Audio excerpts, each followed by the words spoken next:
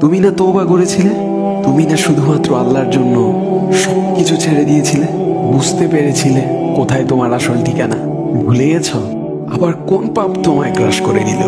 তুমি তো সেই যে নিজের পাপের প্রতি অনুতপ্ত হয়ে সিজদায় পড়ে অঝরে কেঁদেছিলে। তাহলে আবার কেন দুনিয়ার ধোঁকায় পড়ে গেলে? কেন ভুলে গেলে কোথায় তোমার আসল গন্তব্য? তুমি কি হার মেনে নিয়েছো নফসের কাছে? তুমি এত দুর্বল? ভুলে গেছো তুমি কার বান্দা?